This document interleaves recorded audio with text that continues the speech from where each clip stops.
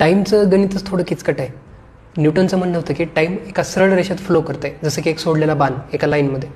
पण आईन्स्टाईनचं म्हणणं होतं की टाईम एका पाण्याच्या प्रवाहासारखा वाहत आहे, म्हणजे त्याची स्पीड फिक्स नाही. जर काय अडथळा आला तर स्लो होणार किंवा मग उताराला फास्ट होणार.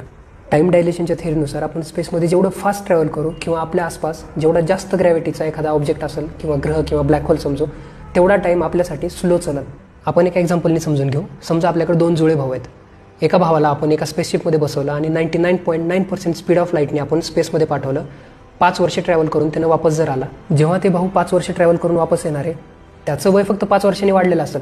पण जे पृथ्वीवरच राहिला होता त्याचं वय कमीत कमी 100 ते 110 वर्षांनी वाढलेलं असेल. क्रिस्टोफर नोलन यांचा इंटरस्टेलर नावाचा एक पिक्चर आहे, त्याच्यात टाईम डायलेशन एकदम परफेक्टली सांगितलं आहे. मिलर्स प्लॅनेट नावाचा एक ग्रह आहे जी एका ब्लॅक होलभोवती फिरत आहे. त्या ब्लॅक होलची ग्रॅव्हिटी एवढी जास्त आहे की टाईम तिथं इतका स्लो फिरतंय, त्या प्लॅनेटवर घालवलेला 1 तास म्हणजे आपल्या पृथ्वीवरचे डबल 7 वर्ष.